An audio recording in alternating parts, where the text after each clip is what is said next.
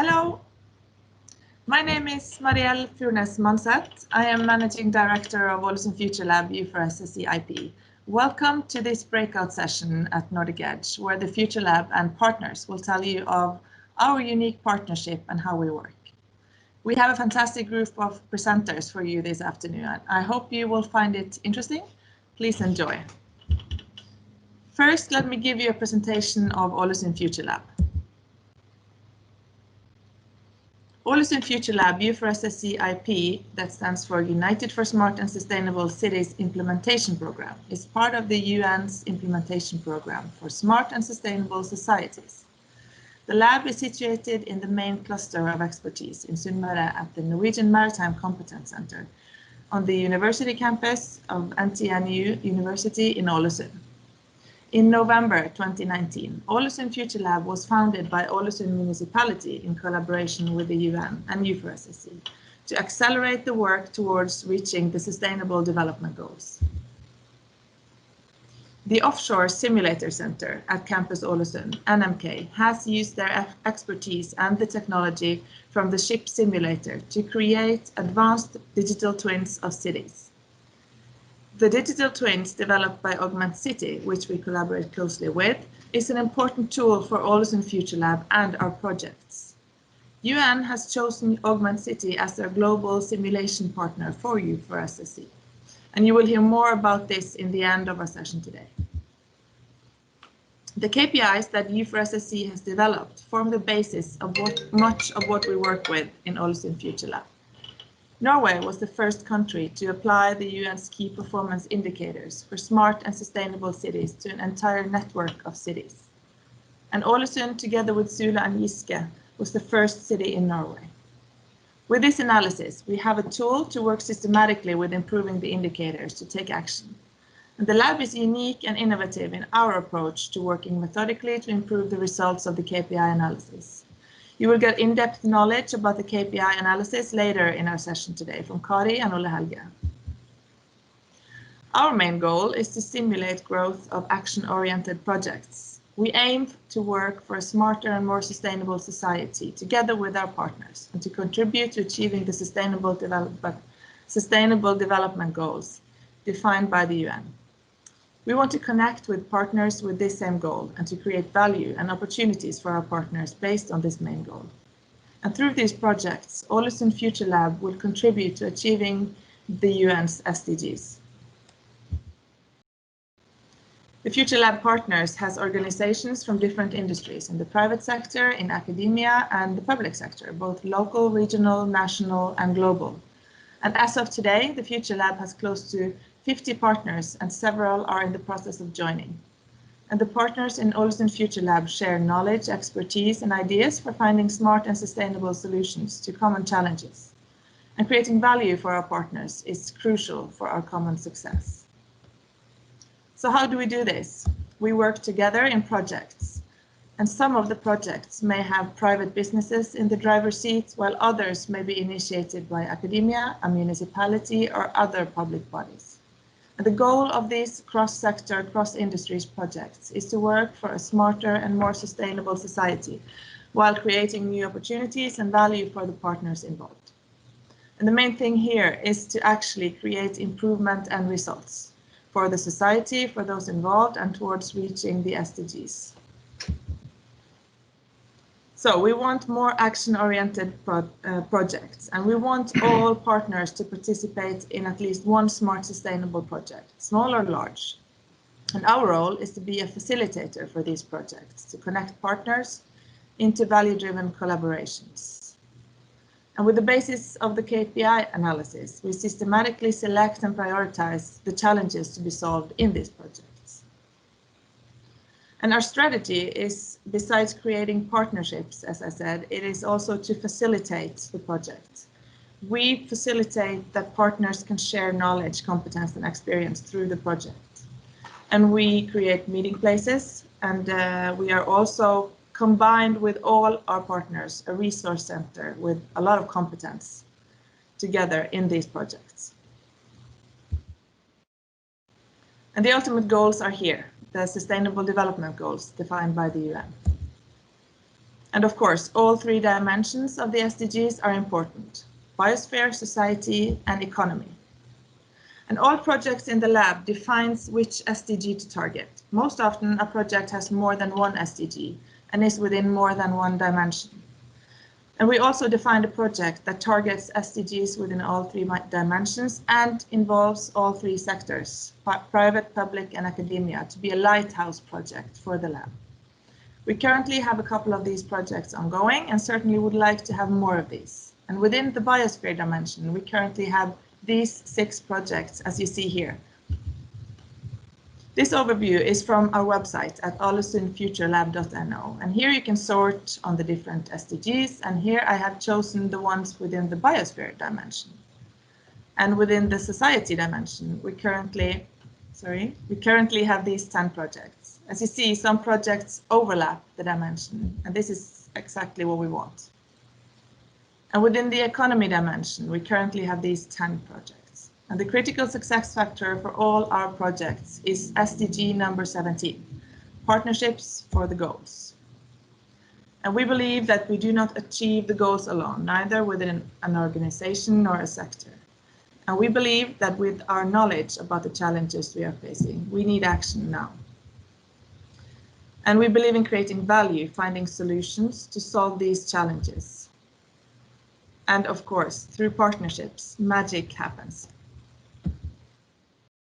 You can read more about us at Ålesund Future Lab and the work we do together with our partners to accelerate smart and sustainable development at ålesundfuturelab.no. Now, over to our partners. First, the county Møre and Romsdal is the first county to implement the KPI analysis in all municipalities. And how do they do this? Sustainability General in Møre and Romsdal County, Ole Helge Haugen, will now tell you more about this. Thank you.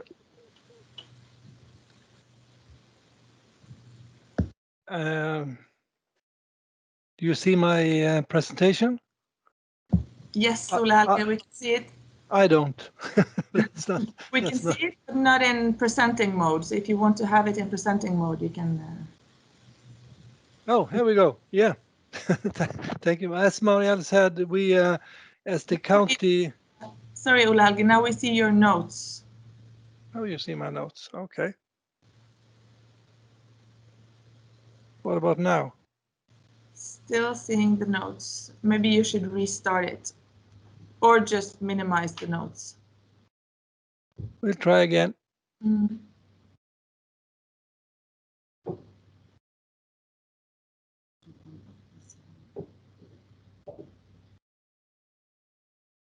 If you just slide the...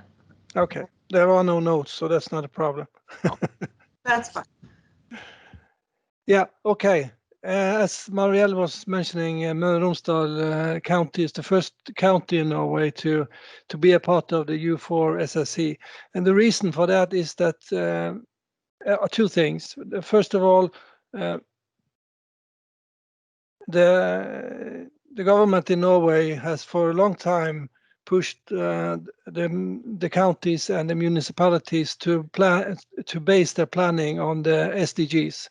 And we have done so in very different ways. We have all the municipalities, all the counties have tried their own way to solve this. And when Ålesund joined the U4 SSC, we saw that there could be a common ground, a common way to do this.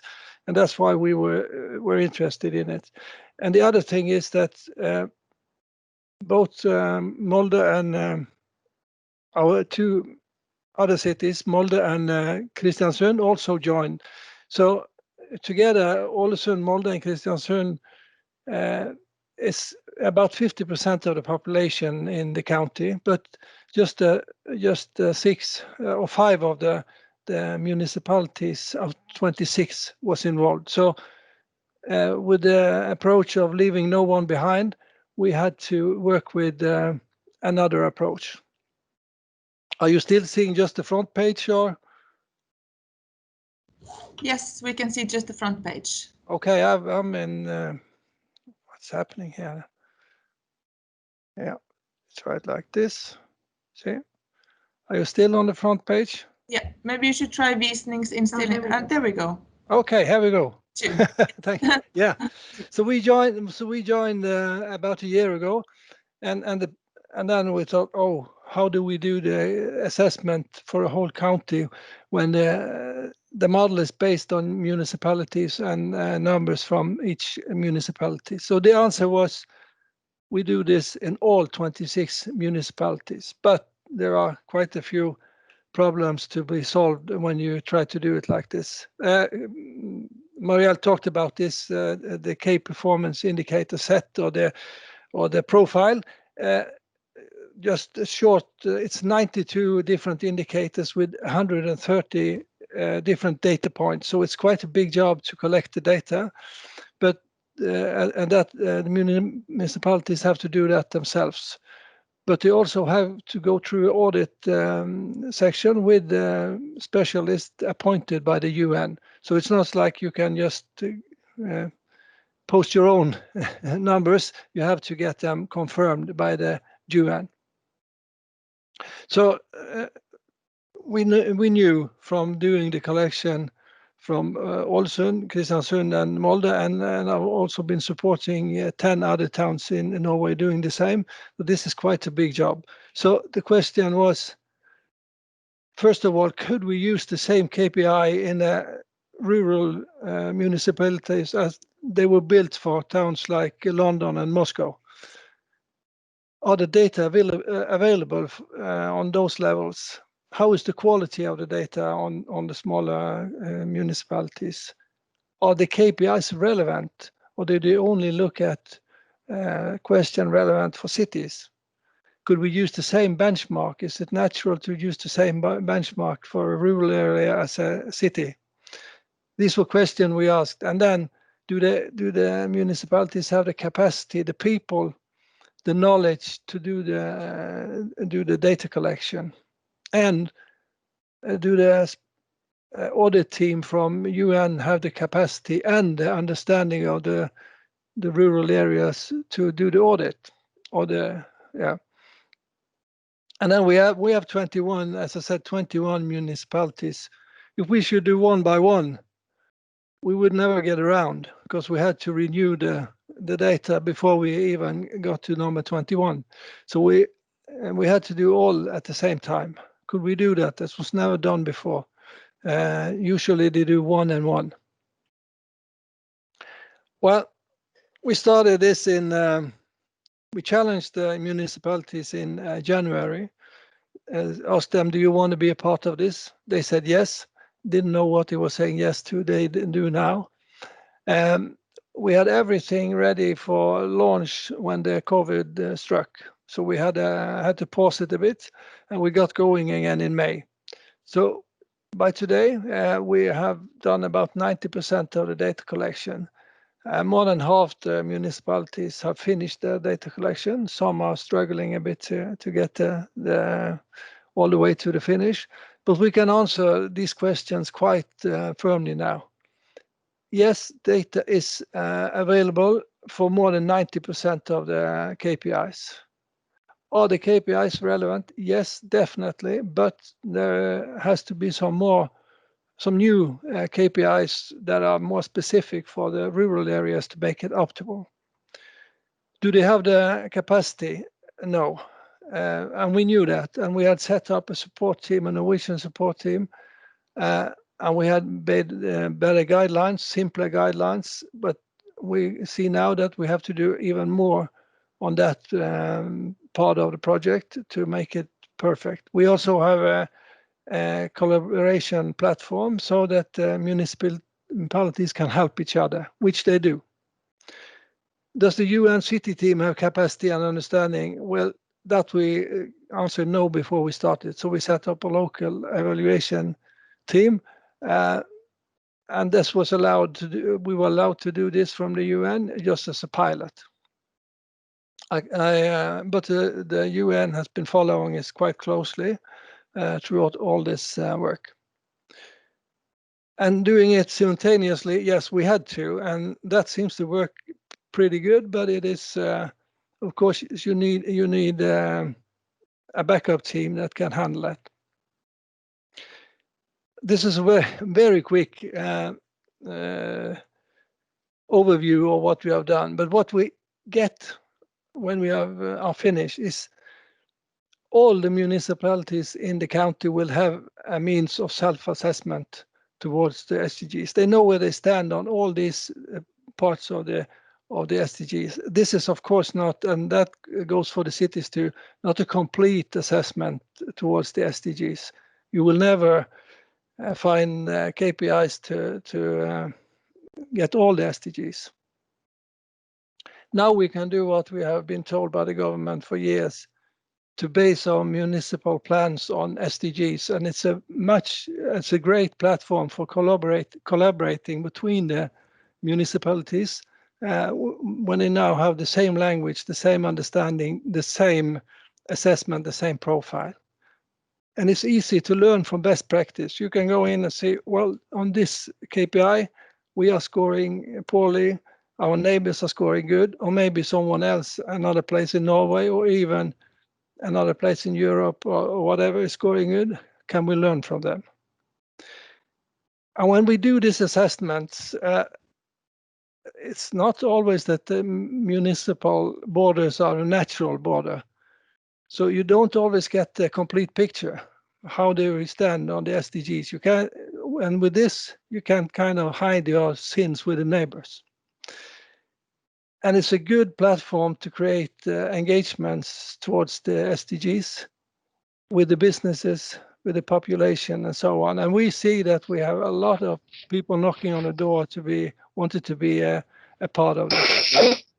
And what we must not forget when we work with this is this has to be converted into politics.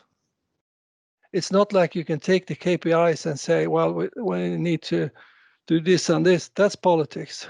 How do you, where do you put your effort into getting better?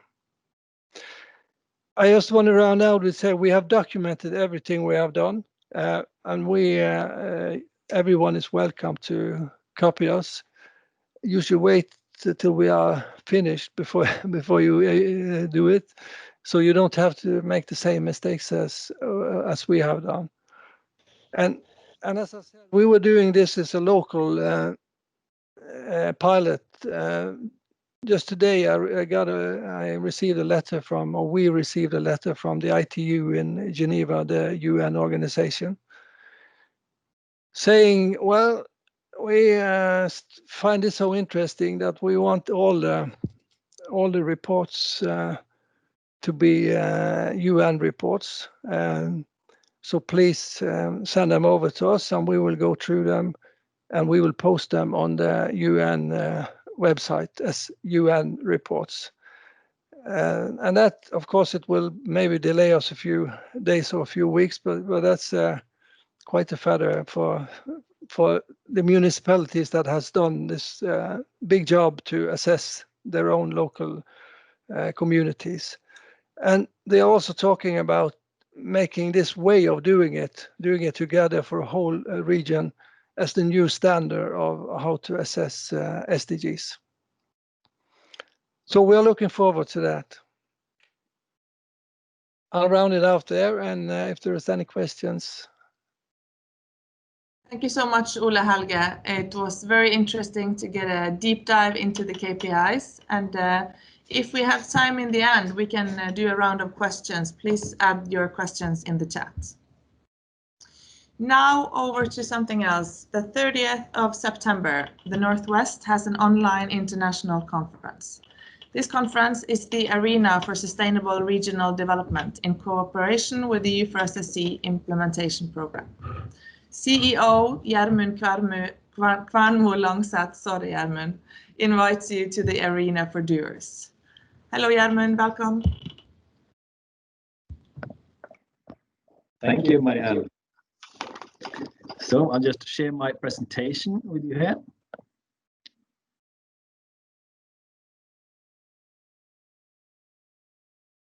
There we are. So I'm going to tell you a bit about the Northwest, what we are and what we do, and of course our digital conference on the 30th of September. The Northwest, we are the arena for sustainable regional development. and we're owned by several local municipalities and the county of Møre and Romsdal, and funded through partnerships with a lot of private companies. It's a big dugnad in Norwegian. And this is where we operate. We have the KPI analysis that you've heard a little bit about already, telling us what is the status in our society today. And we have the Sustainable Development Goals, which is where we want to go. So we have a starting point and we have a goal, but we have no idea how to get there. And that's where we try to make an effort answering that. What do we need to prioritize? What do we need to do more of or do less of in order to reach the Sustainable Development Goals? And of course, we do not have all the answers. So our goal is to make people, organizations meet across sectors and across borders. And then we ask them the hard questions and hopefully we get answers out in the end. And we do this through these four sayings. Build relations. We have to build relations between people, across organizations, across sectors, across borders. And of course, people have to meet to build relations. So we have a lot of different events, both digital and physical. Next, we have to increase knowledge about the SDGs. What does it actually mean for you and me, for our workplace and for our home? We have to share experiences. There are a lot of great things going on out there, great projects, great initiatives, but we have to tell the good stories on how this is actually going on so we can learn from each other. And the last thing is we have to challenge existing thruths, because there's a lot of things we have to do differently in our society. So we should always ask the question on how will this benefit our society in the long run in everything we do. And we do this through a lot of communication and sharing. Through media and social media and different campaigns, we strive to raise awareness on the Sustainable Development Goals and try to concretize what they actually mean. And we do a lot of events and debates and so on, creating meeting points between people. And it's really important as well to create those informal meeting points where we have no agenda, where people can just sit down, talk, have a chat. And I think special thing happens in those occasions. And we have a concept called Future Friday, or Framtidsfredag in Norwegian, which we have every other Friday, which is digital short events on different specific topic regarding the Sustainable Development Goals. So we do a lot of different things throughout the year, trying to raise awareness and start this movement in direction of the SDGs. And of course, every year we have our main event, which is the arena. It's normally in April each year, where we have a lot of different events over several days. This year we planned 32 events in 4 days in Ålesund. And of course, COVID came, so it wasn't able to go through with it. But we have a very good event as well later next week, so I will tell you more about. But in this arena, we gather people from both Norway and abroad in Ålesund, creating these meeting points and do a lot of different things. For instance, we had the art exhibition based on plastic from the ocean. We light up the entire mountain in the city center of Ålesund in the colors of the Sustainable Development Goals and have this march into the future together. So it's a lot of fantastic events, and hopefully you'll get the possibility to participate next year. And I'd like to tell you about one of our coming projects, which is the Northwest Sustainability Network, creating a network for young adults and students across sectors and subject areas. And all of this is with one goal, and that's to help the leaders of tomorrow, creating people who knows how we have to change our society and has got a competence that goes out of what they learn just through education, establishing relations with businesses and giving them a competent boost. So it's a really interesting project. I'm really excited about it. And if you would like to contribute and have any ideas on how we should do it, so just get in touch. And now we're here for our main thing, which is our digital conference. It's next week, the 30th of September. And our digital platform is already open for registration and networking and video meetings with other participants. So you can go in today through our website and create your profile. And it contains a lot of different things. We have the conference, we have a digital expo, and chat solutions and so on. So check it out. And I'll take you to some of the program we have planned. As you can see, it's a lot of speakers. And the great thing about it is it's mostly panel discussions. We have to discuss how we are going to find the solutions for tomorrow. The different topics you can see on the left side here. So first we'll go through sustainability in a local and national and global perspective. What's actually going on out there on sustainable development and regional development. The next one is funding sustainability. How are we going to pay for and realize the solutions for tomorrow? Who's going to own infrastructure? Who's going to own the data? Who's going to pay for the consequences of what we do? And then we're going to talk about the ocean and establishing the blue economy. How are we going to both rely more on the ocean, get more energy and food from the ocean in a sustainable way? It's a great challenge if we're going to have enough food and energy for all of humanity. Then we have energy, technology, and digitalization. We need more technology, more digitalization, and that requires more energy. So we have great keynotes and a great panel discussing that topic. And in the end, we'll go through corporate sustainability. What's the role of the private businesses in reaching the sustainable development goals? And it's not on the list, but in the end, we'll have Kim Gabrielli from UN Global Compact coming and pointing us in the direction further on. You can see just shortly how the platform looks when you log on to it. It's quite interactive. You can click on the different people and have a chat with them, network with people, and check out the exhibitors and the auditorium, of course, with the conference. So I think I'll sum it up there. You can see a lot of our speakers. And of course, I hope to see you in our conference the 30th of September. And feel free to contact me if you have any questions or ideas on things we can do together in the future. Thank you. Thank you so much, Gjermund. And I, for sure, really look forward to the conference next week. It's going to be exciting and impressive program.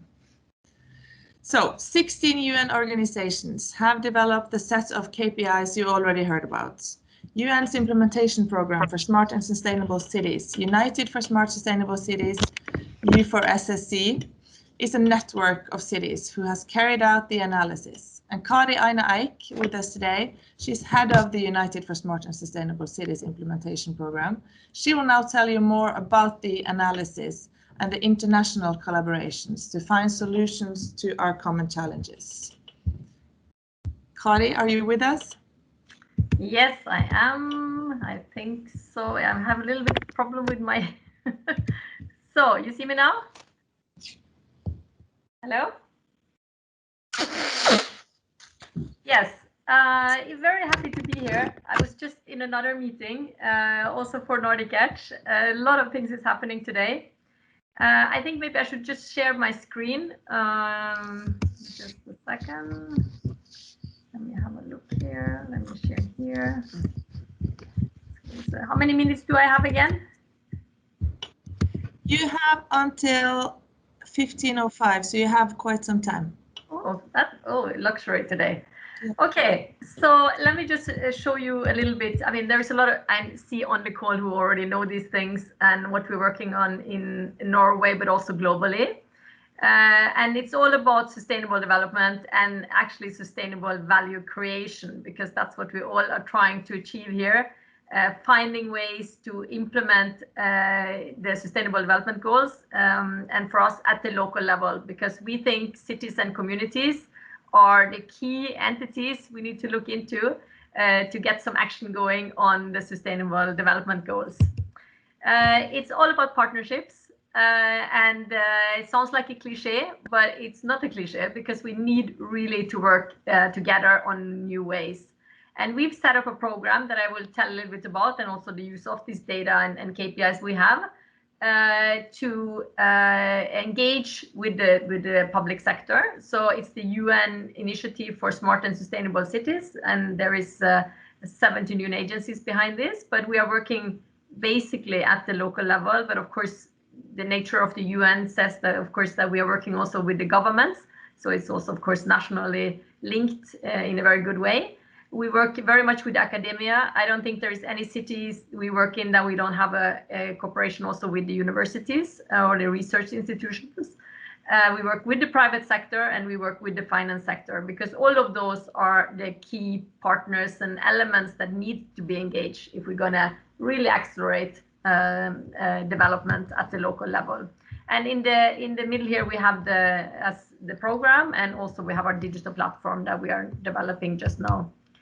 The program is, as said, a 17 UN agency initiative. It's started in 2016, so we are 4 years in.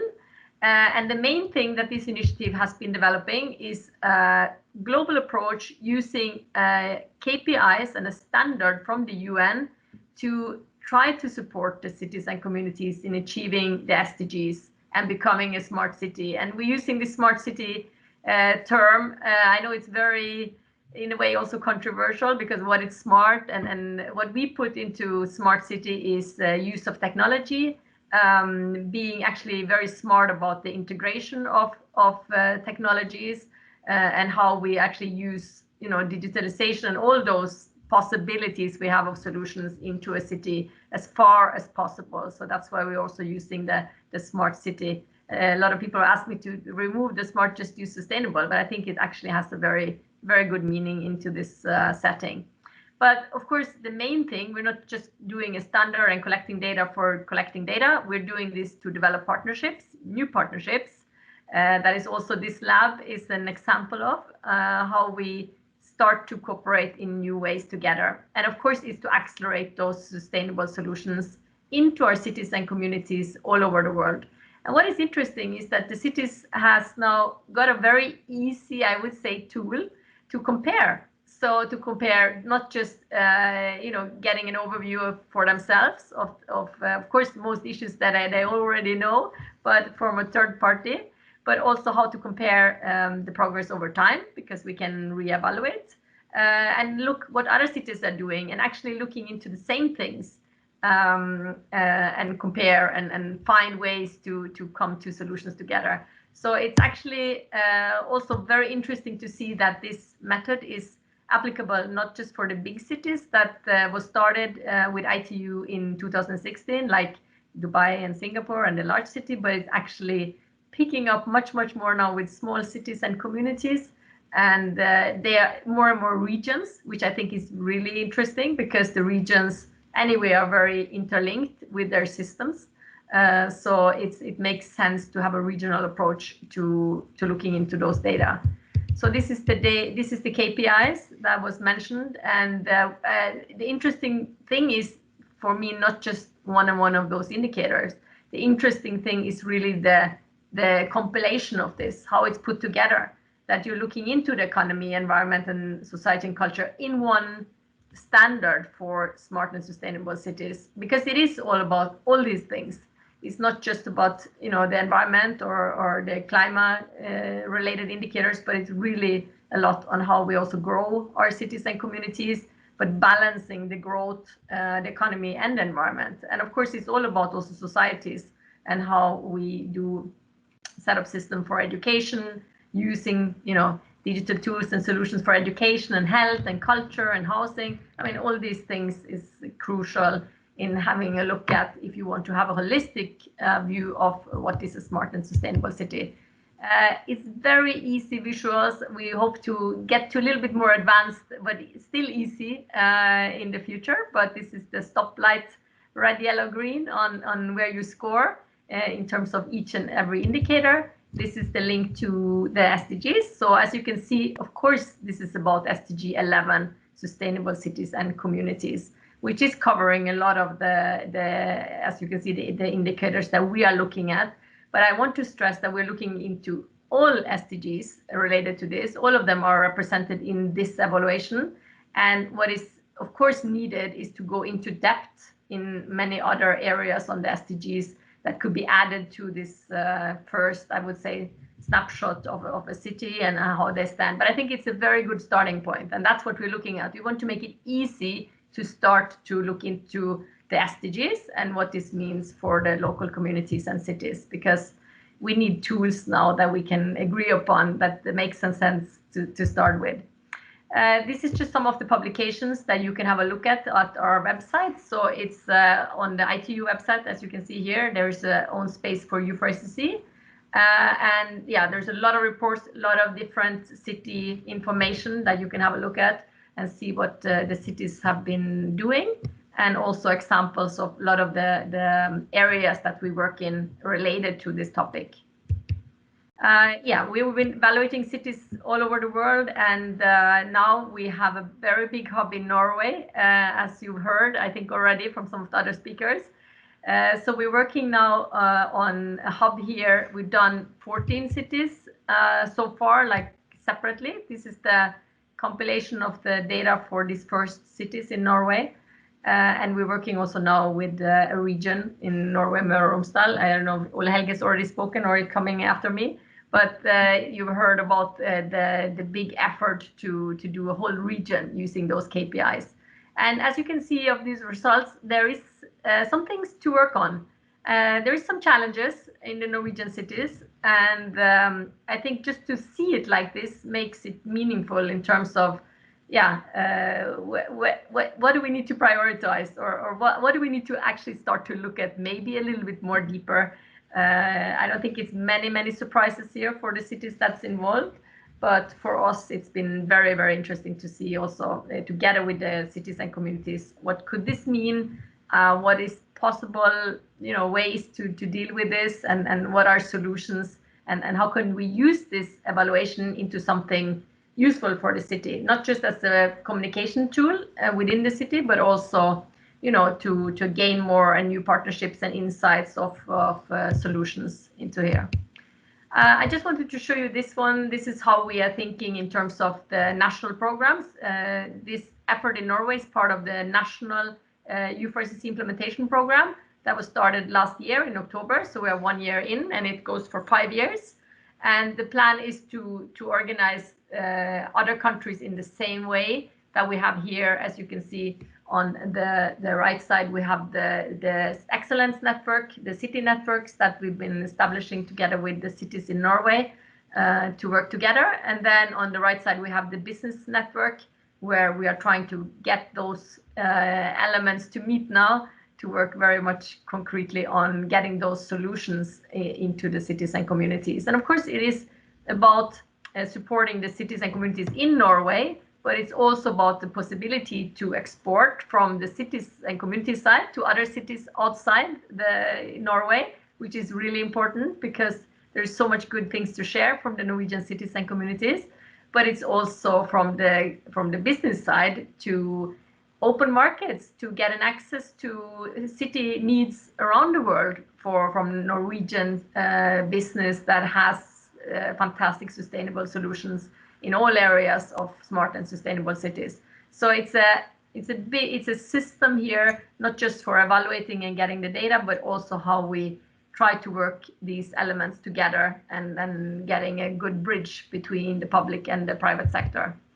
This is the elements that we work on. I mean, we start always with the global evaluation, and we do the standard testing in the cities and communities. But it's of course much more about what do we do then, the sustainable governance systems, how we deal with the partnership, as said, with the private sector, how we work on sustainable leadership, which is crucial. We need all our leaders to understand why we need to maybe refocus or maybe focus more on sustainability.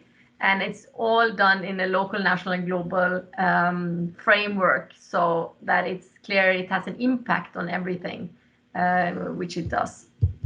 Yeah, and as I mentioned, we are working now also with the business sector, because what we wanted to do with the KPIs is to really create this bridge, make it easier for the businesses with sustainable solutions to get an access into data that is useful for them in order to develop markets, because it is very, very fine to earn money on sustainability.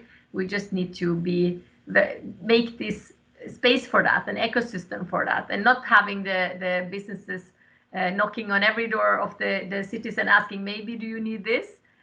With this, they can get a very clear, they need car sharing, they all do, okay, then let's make a call. And I think this will make it easier to do this bridge. And the private sector is very interested and very enthusiastic about using this method as a basis also for them to spot their, the possibilities in here. So, and that's crucial. We need a method that they all can find their own space into, a system for co-creation, if you may, right? So that's what this whole project and system is all about. Getting to that. I just wanted to mention as just an example for Møre and Romsdal, the county in Norway, where we are working and doing the whole evaluation. We're also now starting a project here together with different partners and looking into the evaluation of those 3 cities, so Kristiansund, Molde, and Ålesund, and those results of the KPI evaluation. And we will do a deep dive into water and waste, and especially equality, gender equality on income. And I think those 3 areas will be very interesting. We will sit together with solution partners and everybody who can find good ideas and solutions for those 3 topics, and seeing how we can maybe influence that, how we maybe need to change the way we work, the method we work. And it's a very, very interesting pilot to see how we're actually doing this bridge in practice. So a lot of things happening in Møre and Romsdal currently. This is just to show you, the thinking behind that we're starting with having the SDGs as the charter, if you may, having the use of data as a basis, and then in any area, big or small, region, city, or local communities to work together, and then also having the labs, having those really arenas to work together, if you call it lab or a hub, or, I think it will be different in every city, and then having those tools to support this whole journey. And that's what we're trying to do with this project. Yeah. I think that was a quick run through of the slides. I think if there's any questions, I think we have a few more minutes, or are you running late or quick? I don't know. We can save the time for some questions in the end, perhaps, Kari. Yeah. Thank you so much. And I just have to say, we in Ålesund Future Lab is very proud to be part of the U4SSC implementation program. And so much exciting things happening at the moment. Thank you, Kari. And we are now proud to present 2 of our lighthouse projects. Smart Plan is a project aiming to improve and innovate public planning through visualization and simulation, and how to explore the possibilities there. Dr. Marielle Furnes Mannseth has 20 years of experience in research and innovation, and now she is Future Navigator at Ålesund Future Lab.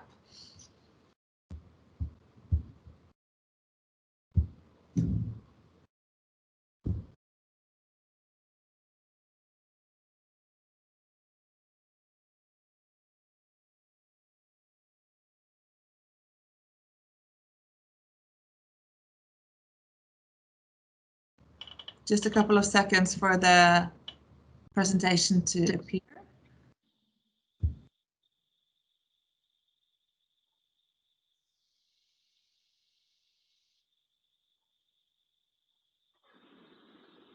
Good afternoon, everyone. My name is Marielle Furnes Mannseth, and I work as a future navigator at the Ålesund municipality.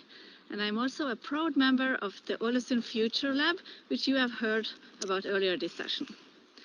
As I will not be able to join you live during this afternoon, I have recorded a presentation for you. So if you want to know more afterwards, please feel free to contact me to ask questions. And I'm sure also my colleagues will be able to answer some of your questions. So let's start.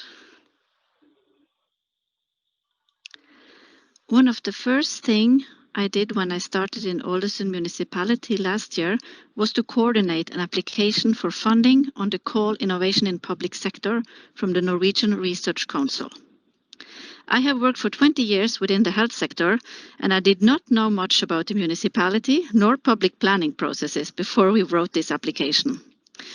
The reason why I tell you this to start with is that this project is a practical example on how we work in the lab. After all, it is a lab and we do experiments in the lab, right?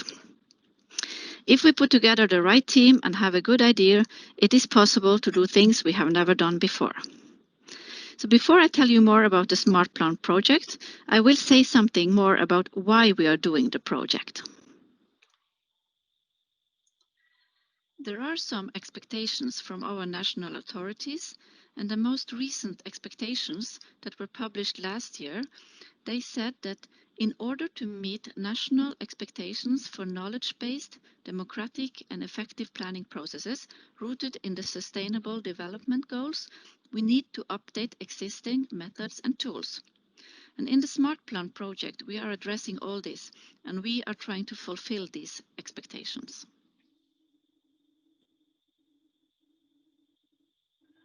Public planning processes as of today are very time-consuming and they consist of a lot of manual work. And it's difficult to involve and create interaction among the different actors or stakeholders. The information is fragmented and it's often of a technical character, and it is made available late in the process. And last but not least, it's very difficult to see connections across planning and the sustainability areas. And this makes opportunities for utilizing data in a new manner to gain knowledge and a common understanding.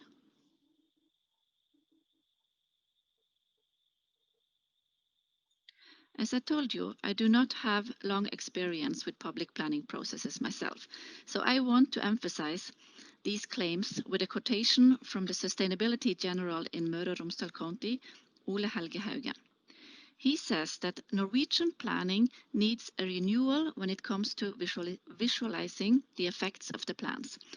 I also believe that the optimal solutions are often missed in the planning processes because we do not have tools that are good enough to handle large amounts of data and simulate or visualize different scenarios.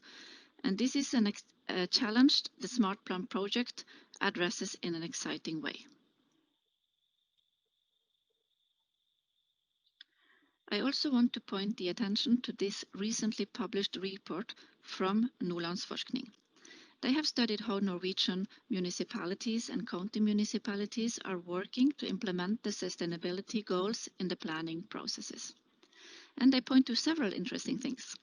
The vast majority believe that there is great potential in using the sustainability goals as a tool in the planning process, but that there is a long way to go before they function as a management and decision support tool.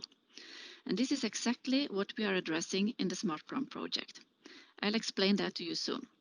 Furthermore, the survey says that there are limited political processes around the sustainability goals, and the focus on the SDGs has to a limited extent increased cooperation within the municipality, and that so far there is limited involvement of the population. These issues we also take into account in the Smart Plan project.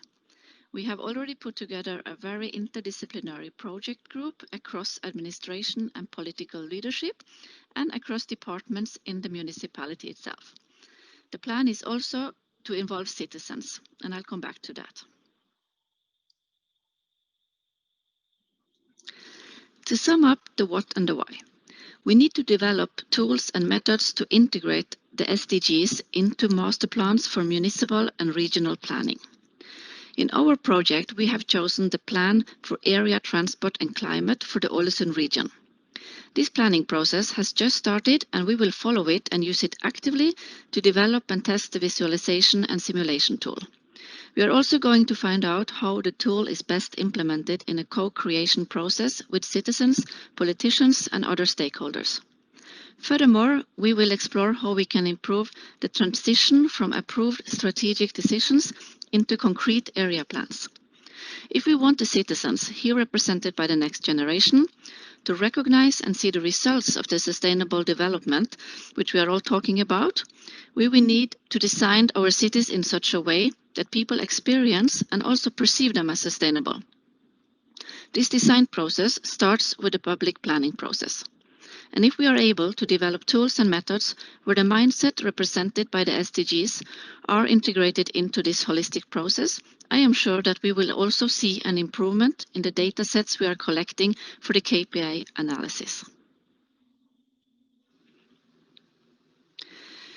Then I have come to the part where I will talk about how we are going to address the challenges I have talked about so far and who we are working with on the project. This picture was taken the day we received a positive answer from the Norwegian Research Council that we will receive 7 million Norwegian kroner for the Smart Plan project. By chance, we were gathered for a seminar at the lab this day. These are the partners contributing with resources into the Smart Plan project. We have the Offshore Simulator Center and their daughter company, AUGMENT City. There is also NTNU and Høgskolen i Volda as research institutions. The NTNU contributing with their sustainability analytic group, as well as machine learning experts. From Volda, we have experts on public and collaborative planning. And of course, we also collaborate very closely with our county authorities. In the Smart Plan project, we will develop a digital twin of the Ålesund region as an interactive and visual decision support tool. And we will implement the tool in a real setting, which is the climate, area and transport planning process in the Ålesund region. And of course, all the time focusing on the SDGs and the KPIs. On the right hand, you see a sketch, which I will explain in more detail on the next slides. We have divided the project into 3 different sub-projects or work packages. The first work package, which is led by the NTNU, we call Data-Driven Decision Support. And here the goal is to ensure that good data and relevant information is available in the digital twin. By good information, I mean that we need high-quality data which we can trust. And by relevant data, I mean that this data must represent information that is relevant for the decisions that are going to be taken. It's also a goal to develop models to estimate and evaluate various measures and scenarios in the planning work.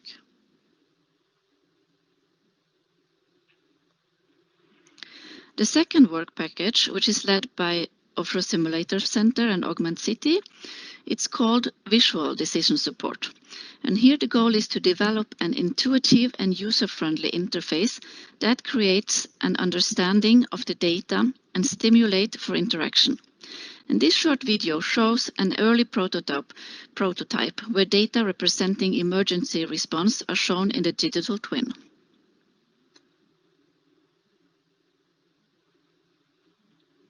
The third work package is led by Høgskolen i Volda, and we call it Collaborative Decision Support. It is very important to find out how we can make use of big data and a digital twin in the planning process.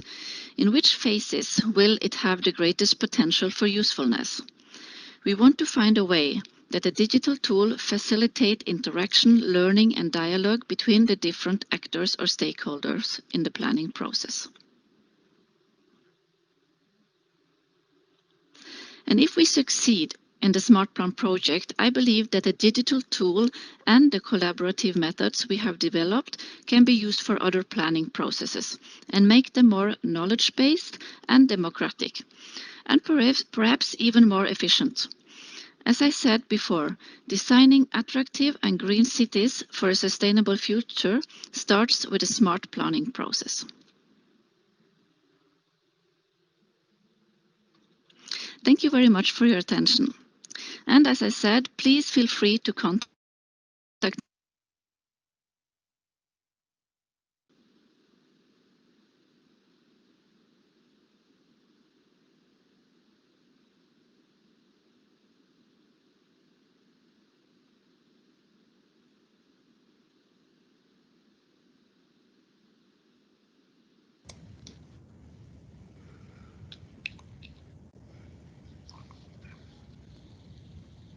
a little sudden in the end there, that presentation, but please contact Annelise, or you can ask also questions in the chat here, and we can make sure to answer it in the end of the meeting. Another lighthouse project in the lab is centered at an interchange.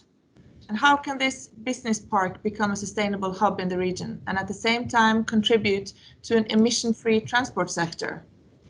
Leader for this project is Senior Manager at BDO Norway, Gro Hovde Fiksdal. Hi, Gro. Hello. Thank you, Marielle. I will find the presentation. Okay.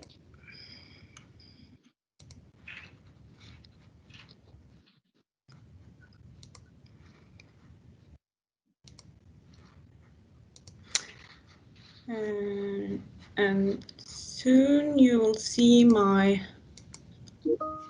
Okay. Looks good, Gro. Thank you.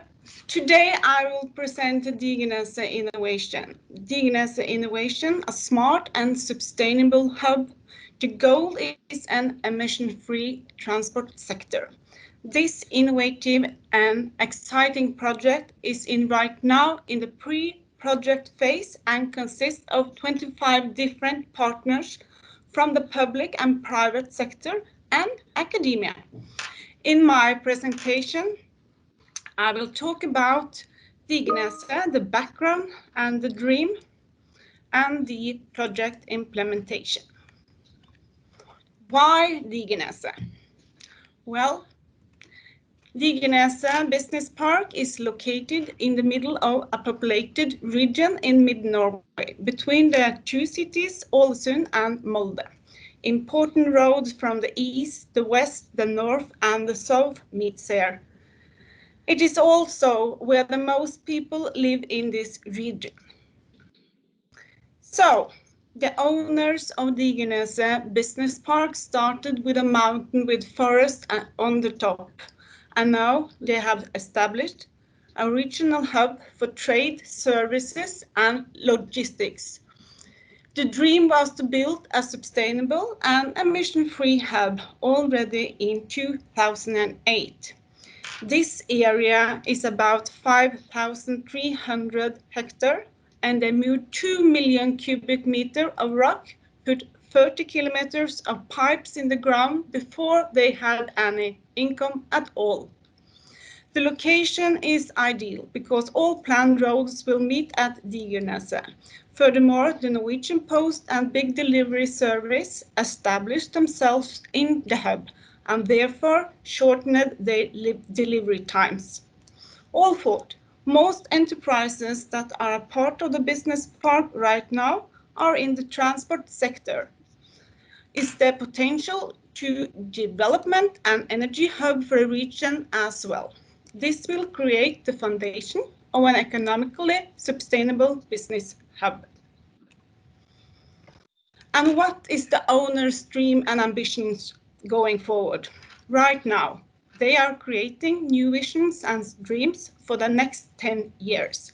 Everything is already in place to be able to create, for example, a microgrid for energy exchange. Here you can see some of the ambitions and dreams. They asked, can Digernes be a start for a new energy infrastructure? And this was the starting point for the pre-project. The purpose of the pre-project is to explore the possibilities of establishing Digernes Business Park as a future smart district and a smart hub for logistics in the region. We will do this by establishing an innovative partnership with the most innovative and forward-looking companies in the region via U4SSC. We want to promote how the SDGs enable companies in different industries to collaborate. This is not a development project, but a pre-project. So we need to identify concrete commercial opportunities and solutions that can help to achieve the goal of an emission-free transport sector. These opportunities and solutions will form sub-projects that are included in a main project. This will also create a strong starting point for other innovative projects that build on the SDGs, and this way sustainable development is achieved. These ambitions for the pre-project is addressing today's challenges and solving it with tomorrow's solutions.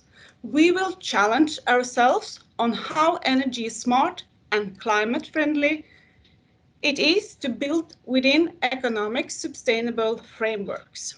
This is sustainability work in practice. We established a network of partners who work together on sustainable development, in addition to SDGs number 7, number 13, number 11, and number 9. This highlights the importance of collaboration between the private sector, the public, and the academia to achieve sustainable business development. Here are the partners. We think we have the partner with the right competence and experience who could help us to achieve the goal of an emission-free transport sector. And the most important, contributing to sustainable development. We have gathered almost 3,000 hours that can form the foundation for a solid competency basis. If we put this in a system with SDG number 17, a unique opportunity for innovation power is achieved. Two of our partners, Posten and BKK, is already in their process of a green transition. And as you can see, they have very exciting things going on. Finally, I want to say something about the financing we received from Innovation Norway. Innovation Norway is the Norwegian government's most important instrument for innovation and development of Norwegian enterprises and industry. And Innovation Norway contributes to sustainable growth and export for the Norwegian business through capital and expertise. We applied for funding from Innovation Norway for this project and were granted financial support with a requirement of 50% equity. The uniqueness with this project is that each partner assists with working hours into the pre-project, corresponding to a minimum of 100 working hours each.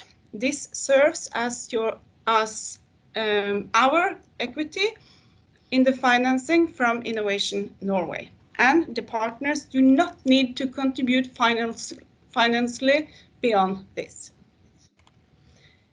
Partners will contribute relevant expertise and experience in their field with the goal of identifying commercial solutions that will contribute to a lower emission level. The result should be that with this product, we set the direction for further development of economic sustainable solutions in the region, as well as point to the most important opportunities which will be including in a main project. The results will be summarized in a report, and all the partners contribute information about the solutions into this report. This is our view of the project plan and shows the different phases, and we are now in phase 2, analyzing. We had a kickoff and the first gathering early in September. We have a timeline until January 2021, and we will receive the report in January. We have now started the exciting work to explore each other's different professionals' perspectives to find concrete opportunities and interact with others, with a common goal to create a future smart district and the region's most sustainable hub. Here is a video from our kickoff, which shows the commitment and good energy so far. Thank you for your attention.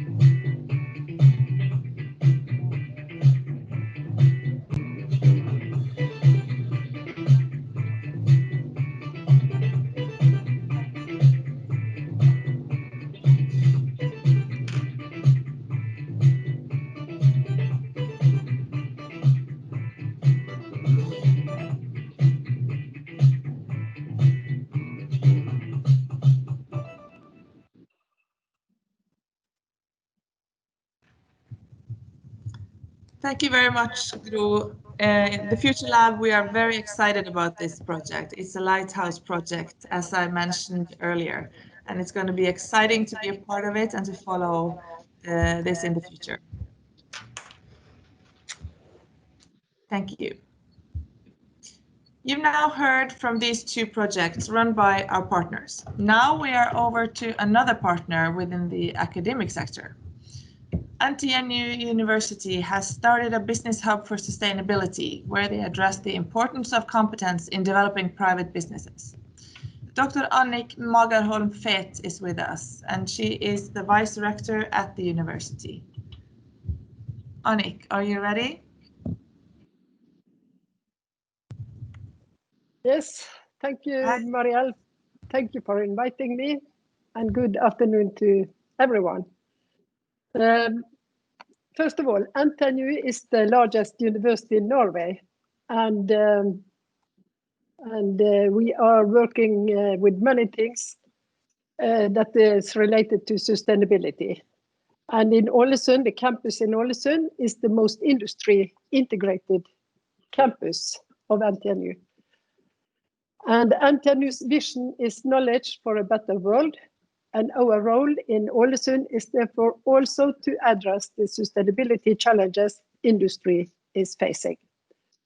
And we know that Møre and Romsdal is a very heavy industry county with many international companies. And our effort is therefore to build knowledge about the SDGs, both in our study programs, but also we help industry in the long run.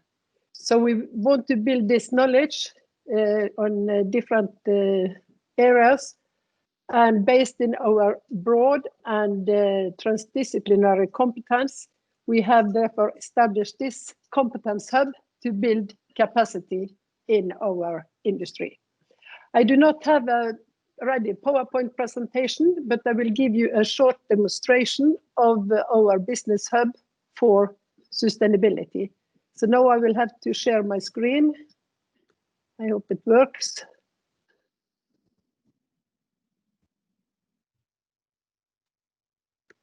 Yes, skal vi se.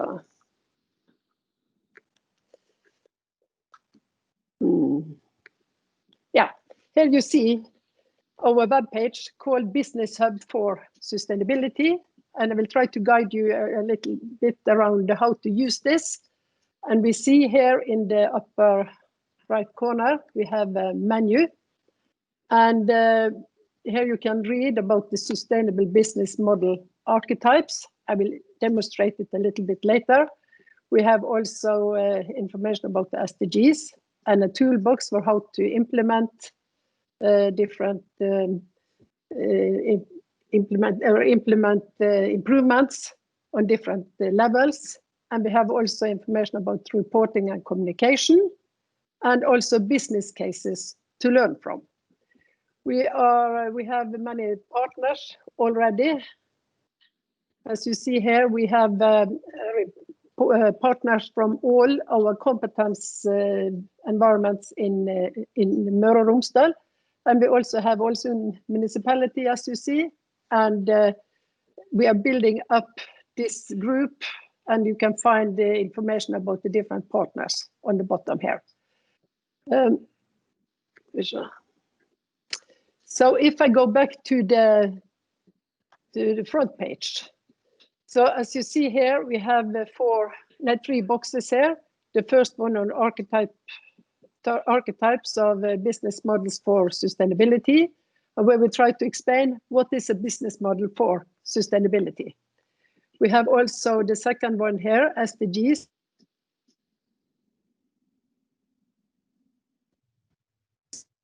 Work towards the SDGs and the implementation of the. And the third one is reporting and communication and tools for reporting. We also have what we have called business cases to learn from. And this is where we want to present presentations from industry and how other companies can learn from how they have implemented this in different business sectors. So we can also read more about the goals here, and also we have different events. We will, among other, have an event next week under our campus week at Campus Ålesund. So you see here, you can also go in here and get more information about the different webinars. If I go to the archetypes model or models for business, you see we have here a lot of theory behind the different types of business models for sustainability.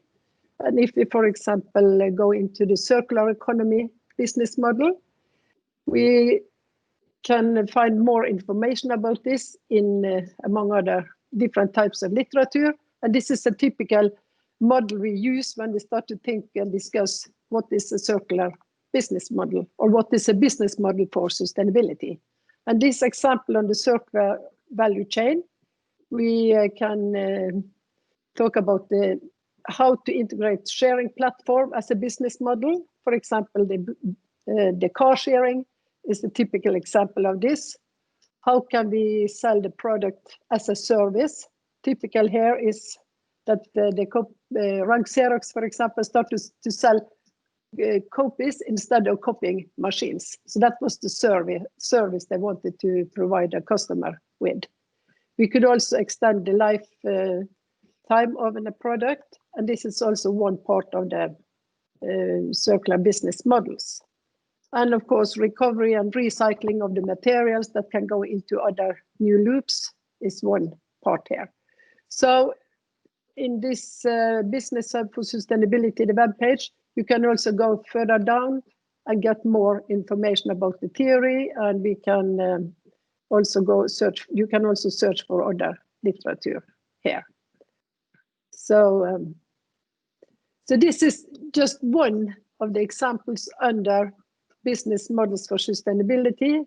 We have, for example, environment-focused archetypes, social archetypes.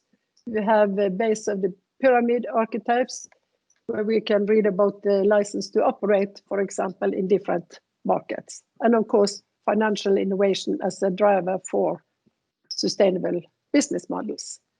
If we go back, we have the second one, the SDG and the SDGs and the toolbox.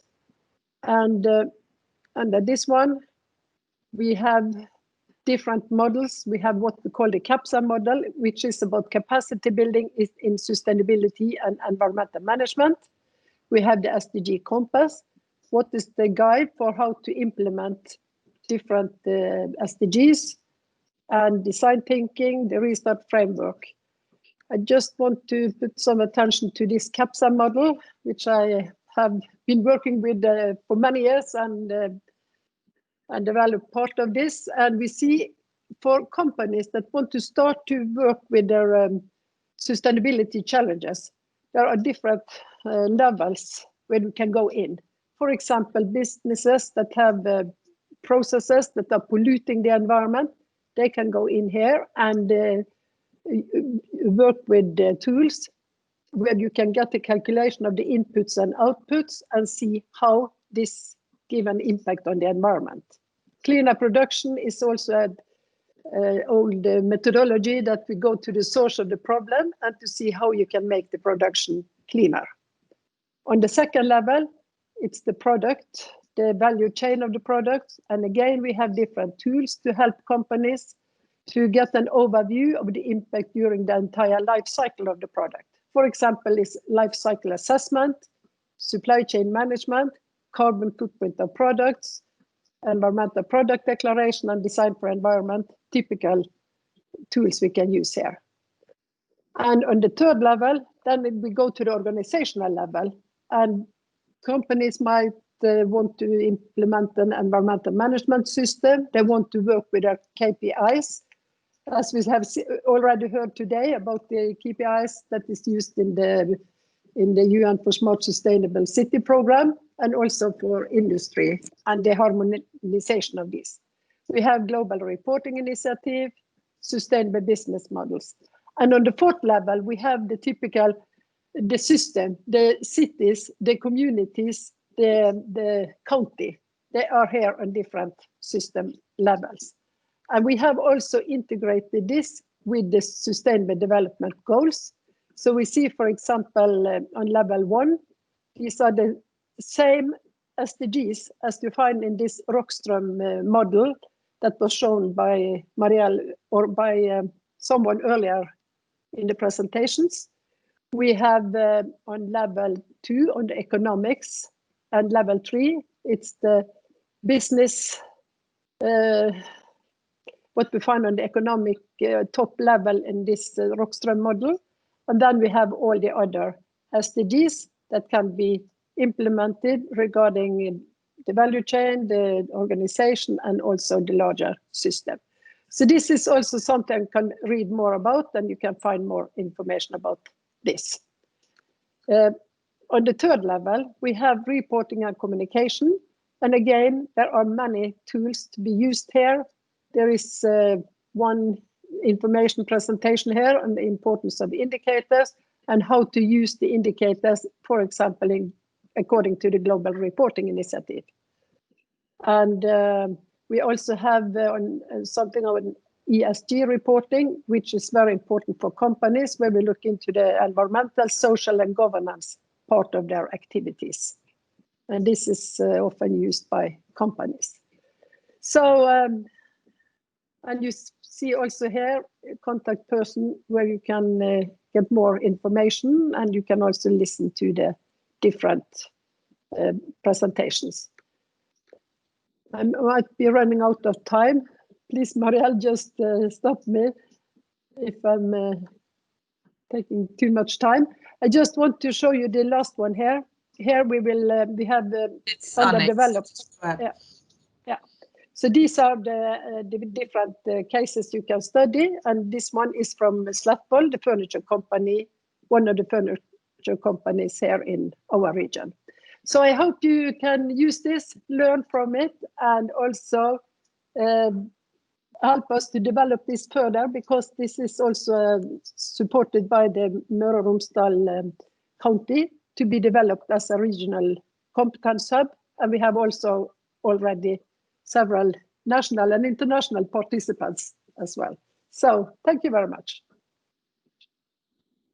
Thank you very much, Annick. It's great to have you as a partner in the Future Lab, and to have your competence has great value for us. Another partner in the Future Lab, Atea, has set up a data sharing platform for partners. The goal is that through the use of these available data, partners can collaborate on using data to create smart and sustainable cities. Marte Årseth, who's with us today, she's consulting manager and will tell you more about this important tool. Are you here, Marte? Yes, I am. Hi, everyone. Hi, everyone. Let's see if I can make to share my notes here. My presentation, let's see.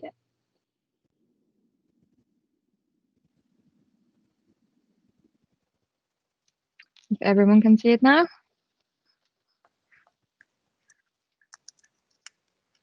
We can see it. It's perfect. Super. Thank you.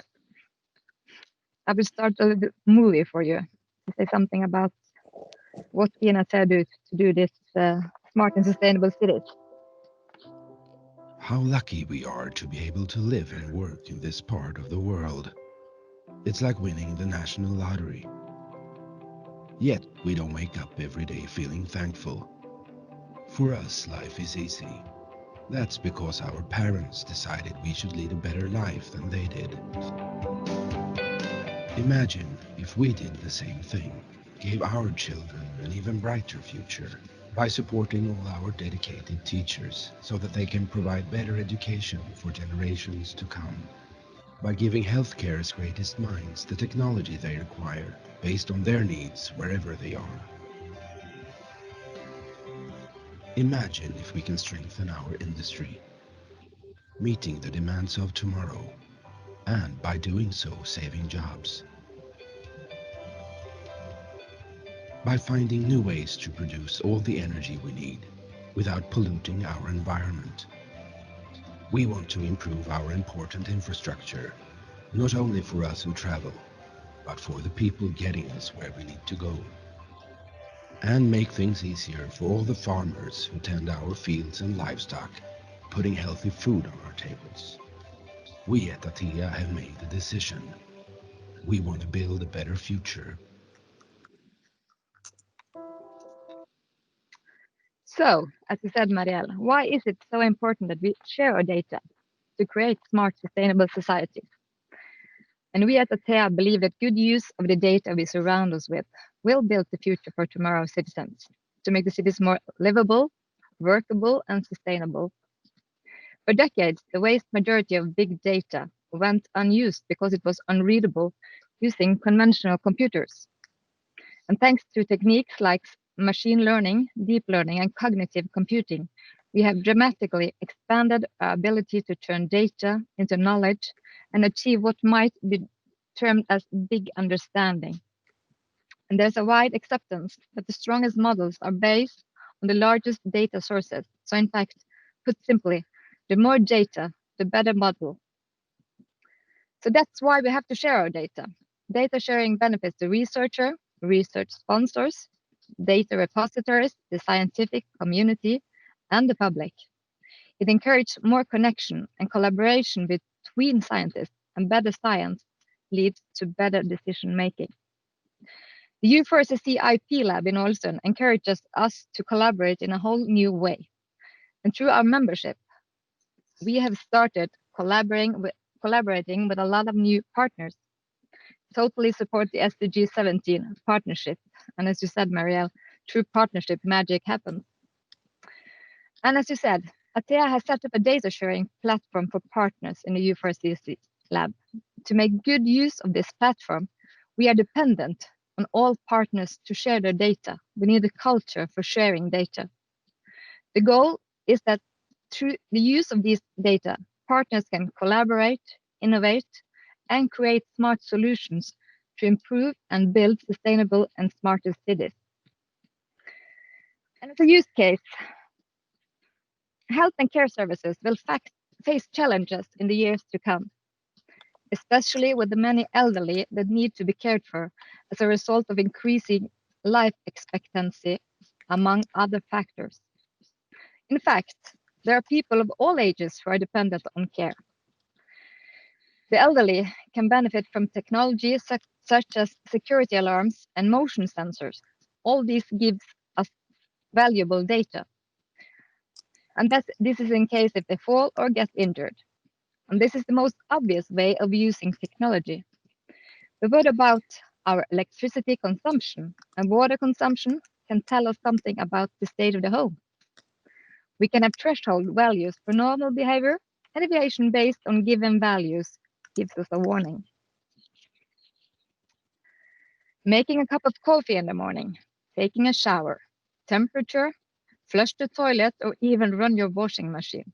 Every single event is captured, and lack of these routines indicates something is wrong and action taken. So by sharing this data, people will be able to stay at home, also called aging in place. And we run such a project in the U4SSC lab now with partners, and we're very intrigued by what we will find in the end. To be sure, many seniors prefer to stay at home during their golden years. Indeed, their health and well-being can thrive when they're allowed to live out their final years in the place they know best. And we would love to care for these seniors, to care for and not to surveil them. Oh, the light went out. So I emphasize we need to share data to be able to create smart and sustainable cities and societies around us. Thank you. Thank you so much, Marta. Very interesting, and we're very happy to have you as a partner. Looking forward to the collaboration going forward. So, the company Augment City you've heard about already. They are using the simulation and visualization technology developed for the offshore industry as a game-changing tool for smart cities in tight cooperation within United Nations Smart Cities Program, U4SSC, which we are part of. They also collaborate closely with us in the Future Lab and with our partners. And for the last presentation of this session, I want to welcome Joel Mills, CEO of Augment City. And while you're connecting, Joel, I just want to remind you that it's possible to add your questions in the chat. Joel has the last presentation of the day, and we will be available for any questions after the presentation.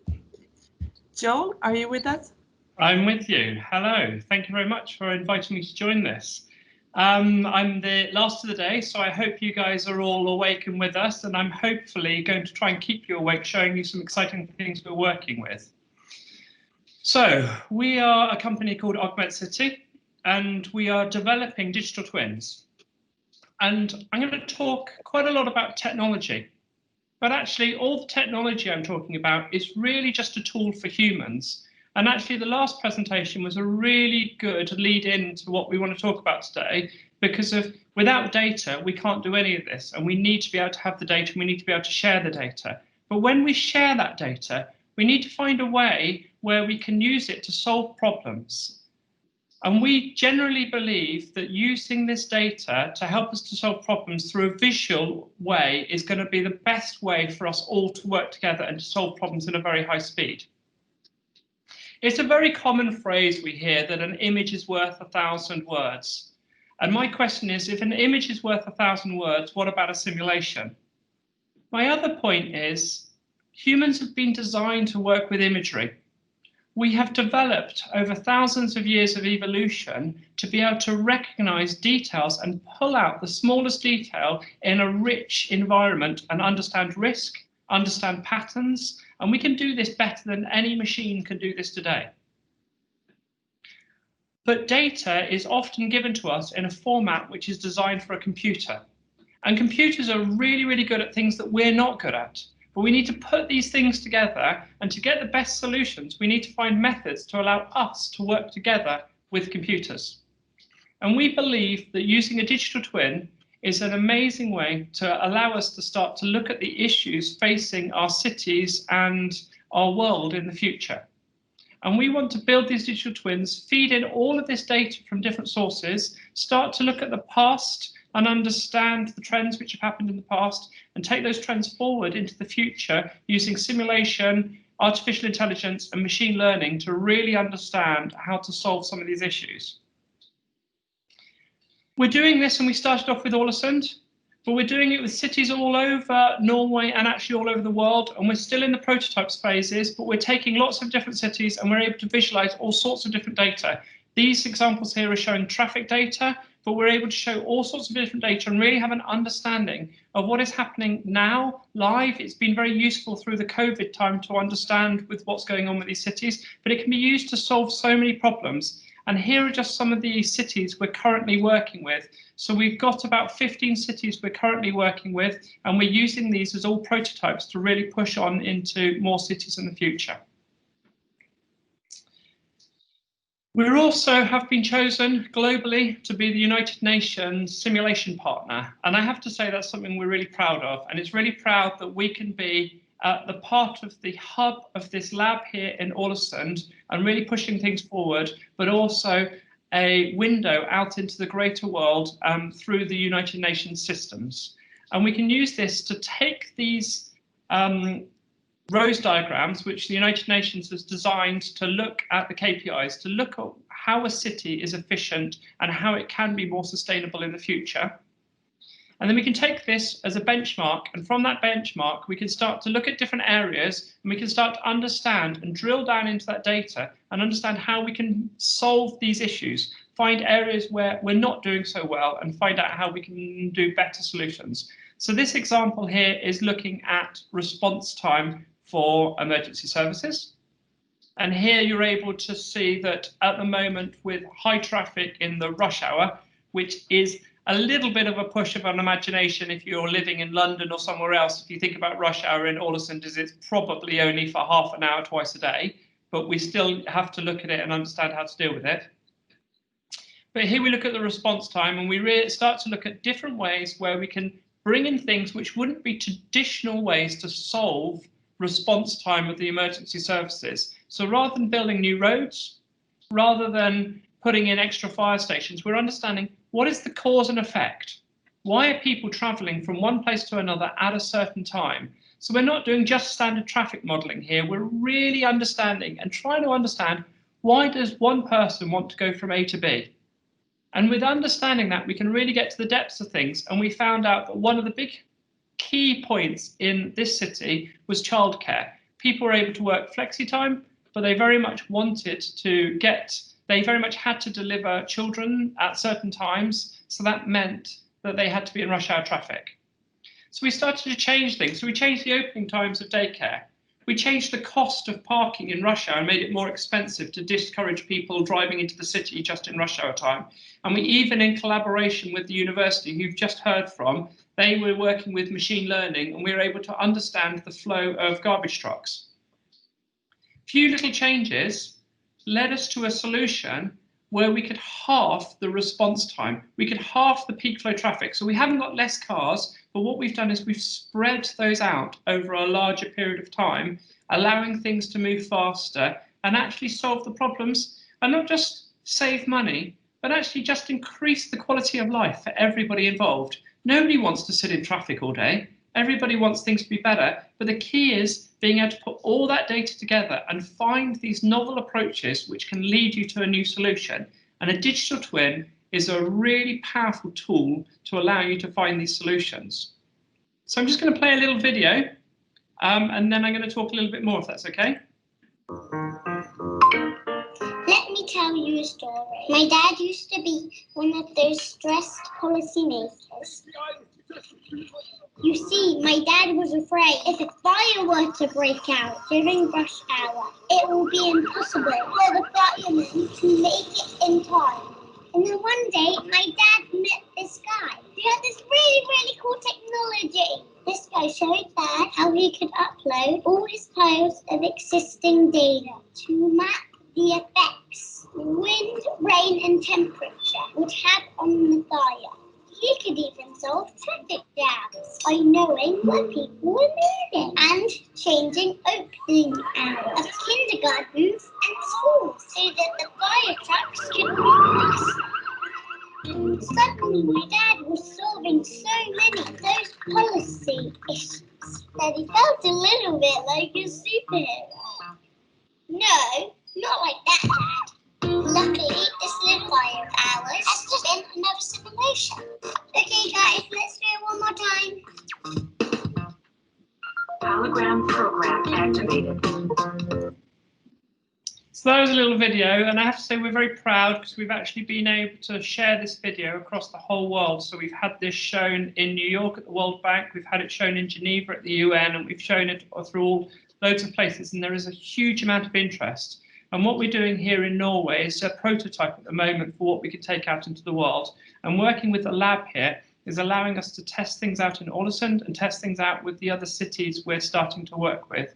And we really hope that we can share details and share information between these different cities. And we're even able to go to the stage where we take directly in the rose diagram you saw earlier, directly from the United Nations. We're able to bring that into the simulator itself. We're able to navigate directly through that rose diagram and pick out which is interesting to us, and then visualize that data directly within the simulator and understand where that data is coming from and what could be done. So in this scenario here, you're seeing the existing shared bicycles in red, which is what Ålesund has today, which is only 20 bicycles.